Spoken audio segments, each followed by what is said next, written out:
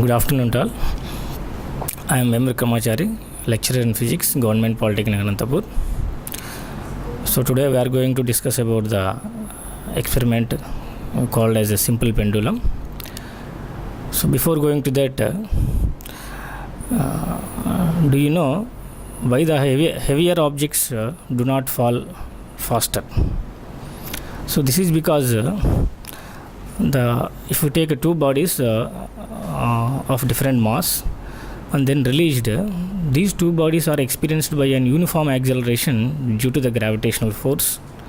That is called as an acceleration due to gravity, and which is actually denoted by a small g and measured in terms of meters per second. So in this experiment, of course, this acceleration due to gravity depends on the place to place, and the acceleration due to gravity, the average value of acceleration due to gravity on the earth is 9.8 meters per second square, and on the moon it is 1/6 of that of the earth. So now, of course, the acceleration due to gravity also changed from one place to another place on the earth, because the earth is not a circular shape, it is a spheroid. That's why here we are going to measure an acceleration due to gravity at this place using a simple pendulum. So first of all, we have to know about the simple pendulum. A simple pendulum it consists of a small sphere which is suspended by a silk thread from a rigid support, that is called as a simple pendulum. So in this experiment, and then the apparatus required for this experiment is a small bob or a sphere, and a stop clock, and a retort stand, and a split rubber cork, and a thread. So first of all, we have to know about what is meant by a length of the simple pendulum.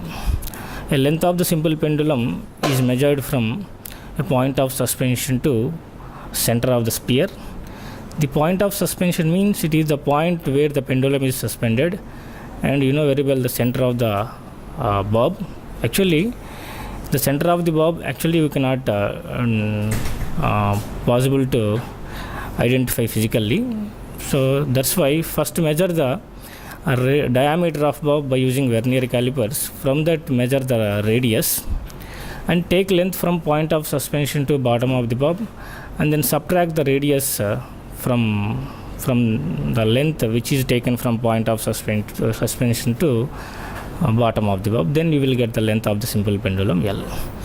Then in this experiment, we are going to measure a time period of a simple pendulum for a given length L, because here the time period of a simple pendulum depends only on the length of the pendulum.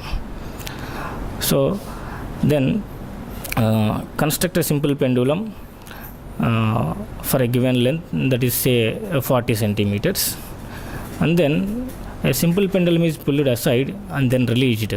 Then the simple pendulum starts oscillations. So then measure a time for any 20 oscillations with the help of a stop clock. So one oscillation means so the pendulum starts from mean position and then go for one extreme position and then go another extreme position and then reach the mean position. That is called as one oscillation. The time period means the time taken by a particle, the time taken by a pendulum to complete one oscillation. So in this experiment, we are going to by using a stop clock. This is not it is an analog clock, so it is impossible to measure the time for one oscillation.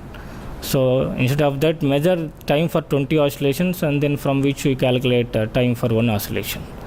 So then pendulum pulled aside and then released, then it starts oscillations, and start the stop clock and measure the time for 20 oscillations.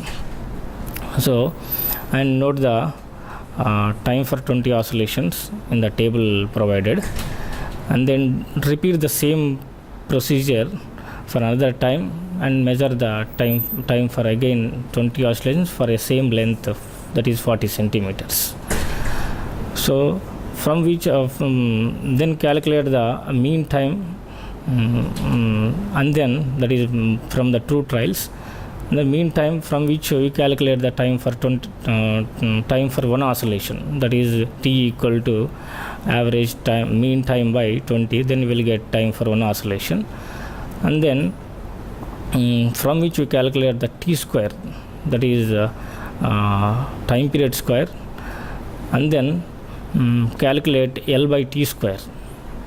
So and repeat the same procedure by increasing the length by 10 centimeters in each time. Then find the average value of L by t square. So from which so we can calculate the acceleration due to gravity by using a formula G equal to 4 pi square and L by t square. So this is the experiment.